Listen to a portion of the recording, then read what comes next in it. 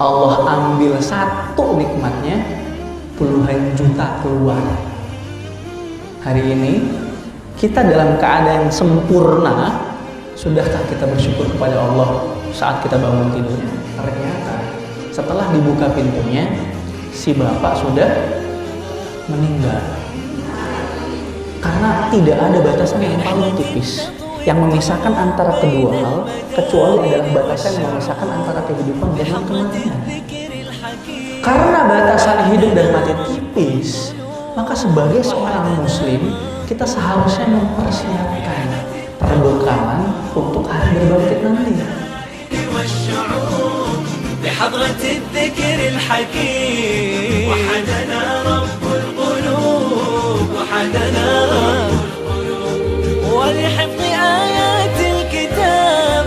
Bismillahirrahmanirrahim. Assalamualaikum warahmatullahi wabarakatuh.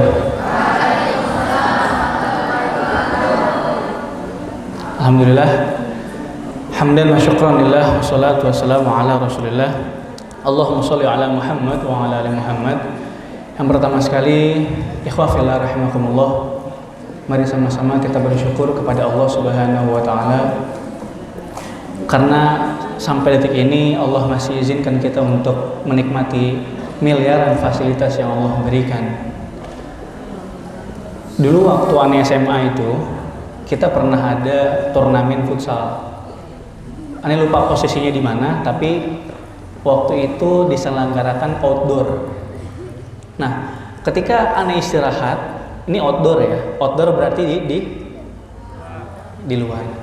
Ketika Ane istirahat, itu ada orang sedang mematung berdiri di pinggir pagar. Karena Ane penasaran, gitu kan, maka Ane samperin.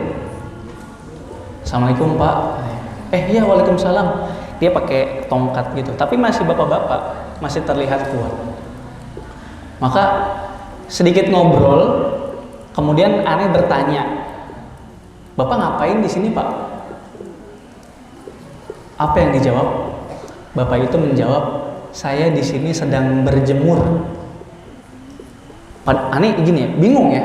Waktu itu posisinya itu jam 2 siang. Orang berjemur maksimal jam berapa? Jam 10, pintar.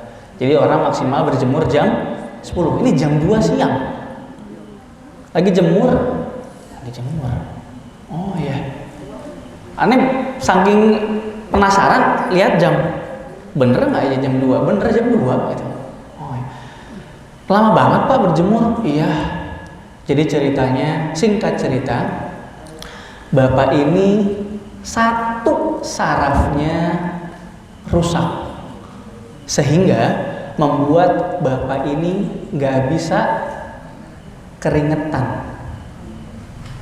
Saya bolak-balik ke rumah sakit, ngabisin puluhan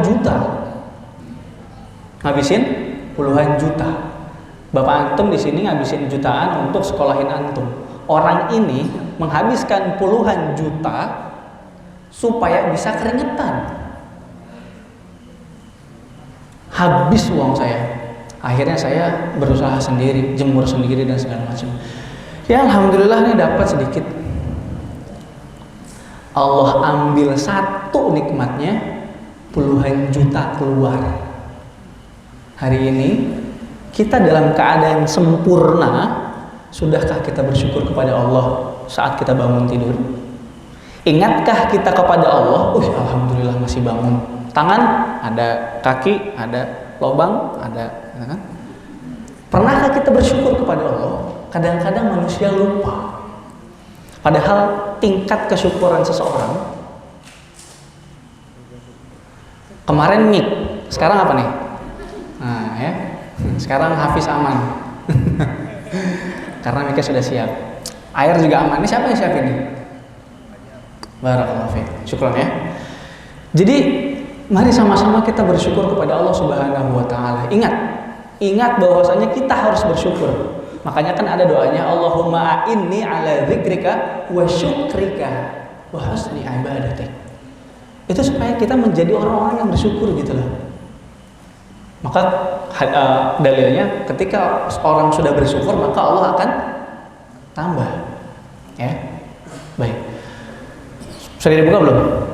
Belum ya, nanti kita buka. Kemudian kita bersalawat kepada Rasulullah Muhammad sallallahu alaihi wasallam.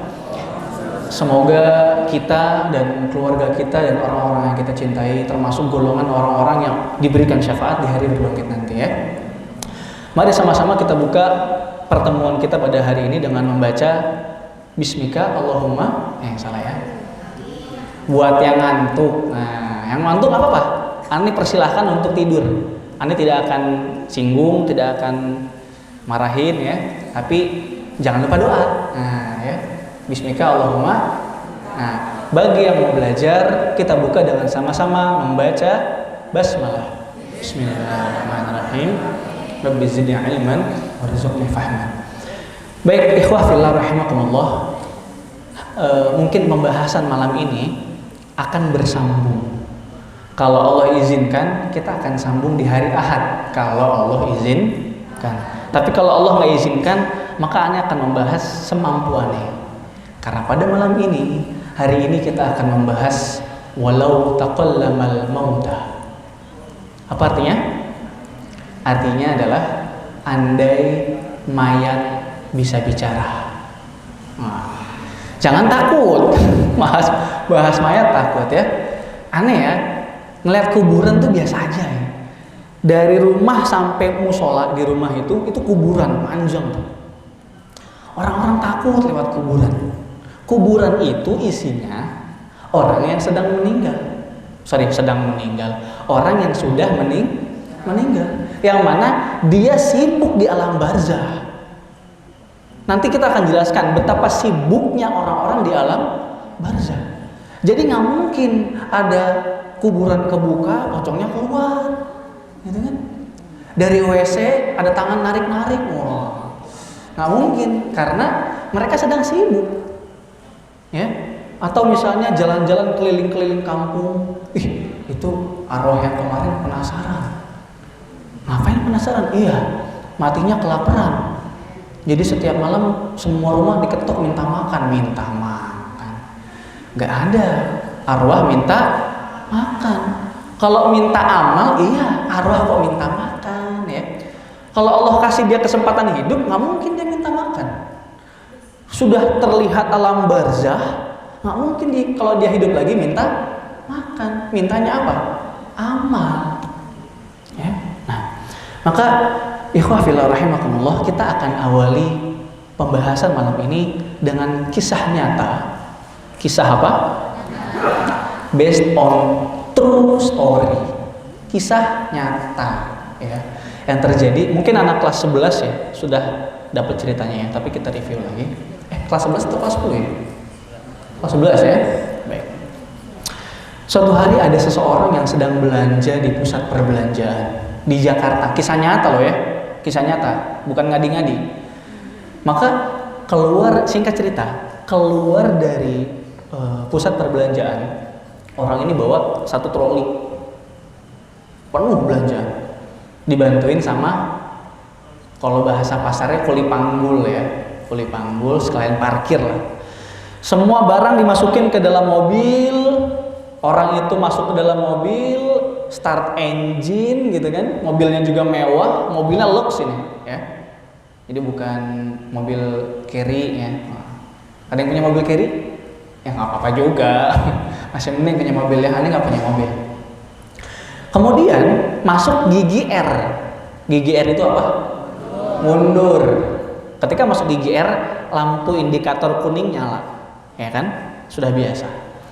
Kemudian kopling dilepas, gas masuk. Kalau mungkin ada yang udah bisa bawa mobil, paham nih maksudnya ya. Kopling lepas, gas masuk. Tiba-tiba gasnya mundur kenceng, nabrak yang belakang, jeger. Bunyinya bukan jeger ya, tapi ini sound effect aja ya, supaya lebih asik gitu. Soalnya kalau nggak ada sound effect nggak enak, mundur ke belakang, nggak enak ya. Jeger, enak ya. Nah, bukan hanya mundur ke belakang, ini mobilnya ribut, jadi gasnya kayak ditekan terus, gitu ya. Biasa sound effect. Ya. Kalau diem, Nggak enak. Mundur ke belakang ngebut gitu, ribut. Tukang parkir marah. Pak, bapak nggak lihat? Diketok-ketok kan, pak. Rame kan orang-orang pada ngeliatin, bantuin. Ternyata setelah dibuka, jadi setelah ya kan? Nah, diangkat kakinya, maksudnya bukan diangkat kakinya, tiba-tiba lepas gasnya, mati dia, ya kan? Kalau kopling tuh kalau diangkat semua mati. Nah, dibuka pintunya, ternyata setelah dibuka pintunya, si bapak sudah meninggal. Sudah apa? Sudah meninggal. Innalillahi. Dari sini kita bisa ambil pelajaran. Bapak itu tahu nggak kalau pas masuk mobil dia bakal meninggal? Nggak tahu. Karena tidak ada batasan yang paling tipis yang memisahkan antara kedua hal, kecuali adalah batasan yang memisahkan antara kehidupan dengan kematian. Karena batasan hidup dan mati tipis, maka sebagai seorang muslim kita seharusnya mempersiapkan perbekalan untuk hari berbangkit nanti. Nah, maka hari ini kita akan membahas tentang bagaimana keilmuan atau khazanah tentang kematian itu, supaya nanti kalau ada orang mati kita nggak ngobrol. Ini ada teman kita meninggal gitu kan, datang ke rumahnya ketemu sama teman lamanya malah ngobrol. Alhamdulillah ya teman kita meninggal, kita jadi ketemu. Ngobrol. Pertama datang ngobrol, waktu ngiringin jenazah ngobrol, pas nguburin ngobrol. Karena dia nggak tahu wawasan tentang kematian. Dia nggak tahu apa yang sedang terjadi oleh si mayat. Kalau dia tahu, dia akan merenungi.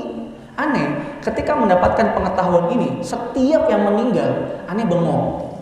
Kemarin terakhir di samping rumah itu, samping mertua ya. Mertua itu adalah orang tua dari istrinya. Nah, di samping rumah mertua itu ada kuburan, ada orang yang sedang dikubur. Ada orang merokok, ada orang ngobrol. Kita kalau paham, kita ngeliatin tuh mayat. Ya Allah, ini mayat kondisinya gimana ya?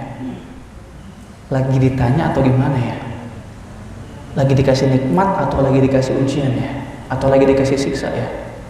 Pelan-pelan itu tanah nih mengubur pelan-pelan, semakin lama semakin gak kelihatan, dan dia akan ditinggal sendirian.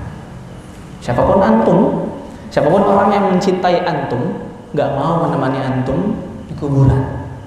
Berapapun harganya, gak mau dia masuk kuburan. Jadi jangan ngomong aku cinta padamu saya hidup semati.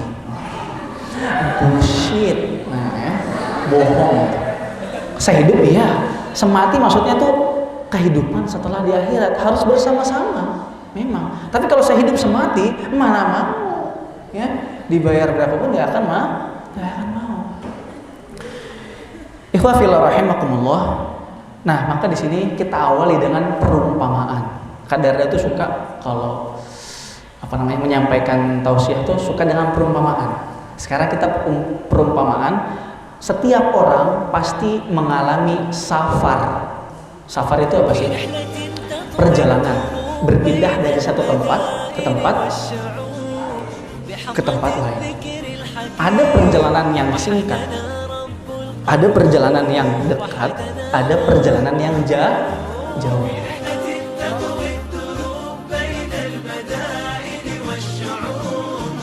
Perjalanan di hari berbangkit, perjalanan yang membutuhkan perbekalan yang banyak. Kita harus tanya dulu permasalahannya, siapa yang bisa ngomong sama mayat di sini? Ada nggak? Siapa yang bisa ngomong sama ruh di sini? Ternyata orang yang mati juga punya angan-angan.